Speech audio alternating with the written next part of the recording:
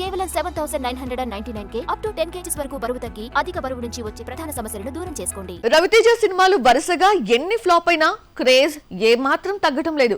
Remuneration పెరిగిందే కానీ తగ్గలేదు. అలాగే థియేట్రికల్ రైట్స్ కూడా స్టడీగా ఉంటున్నాయి. బాక్సాఫీస్ వద్ద 50 కోట్ల షేర్, 100 కోట్ల గ్రాస్ మూవీ ఒకటి లేకపోయినా మాస్ రాజా సినిమా బిజినెస్ 20 కోట్లకు తగ్గడం లేదు.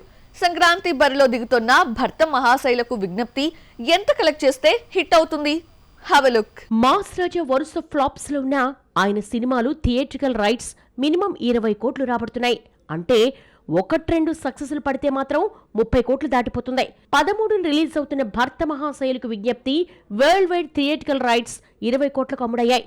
మిస్టర్ బచ్చన్ ఫ్లాప్ తర్వాత రవితేజ గ్యాప్ తీసుకుని నటించిన సినిమా మాస్ జాతర వరల్డ్ వైడ్ 20 కోట్ల బిజినెస్ తో రిలీజ్ అయింది.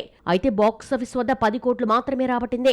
మాస్ జాతర డిజాస్టర్ అయినా బిజినెస్ ఎఫెక్ట్ భర్త మహాశైలకు విజ్ఞప్తిపై పడలేదు. అదే రేంజ్ లో 20 కోట్ల బిజినెస్ తీసుకొచ్చింది. రవితేజ సినిమా హిట్ అయితే బిజినెస్ 20 కోట్లైనా 30 కోట్లైనా వచ్చేస్తుంది. అదే ఫ్లాప్ అయితే 10 కోట్లు రావడం కూడా కష్టమే. మాస్ రాజా నటించిన తొలి pan India movie Tiger Nageswara Rao 37 కోట్లకు బిజినెస్ జరిగింది. ఇప్పటికీ ఇదే టాప్ కాగా మిస్టర్ బచ్చన్ 31 కోట్లకు అమ్ముడైంది.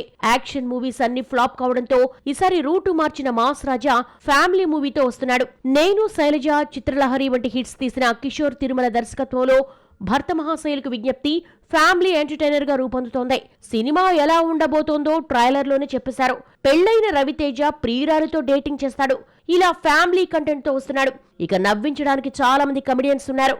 వెన్నెల కిషోర్, సత్య ట్రైలర్ లో సందడి చేశారు. సత్య బోయపాటి, విజయ్ దేవరకొండను ఇమిటేట్ చేశాడు. ధమాకా తర్వాత హిట్ లేని రవితేజకు హిట్ చాలా అవసరం. అలాగే ఫేడ్ అవుట్ అయిన డింపుల్ ఇంపార్టెంట్ రోల్ తో అదృష్టం పరీక్షించుకుంటోంది. 2019లో వచ్చిన చిత్రలహరి తర్వాత సరైన హిట్ కోసం వెయిట్ చేస్తున్న కిషోర్ తిరుమల భర్త మహాశైలకు విజ్ఞప్తిపై చాలా ఆశలు పెట్టుకున్నాడు.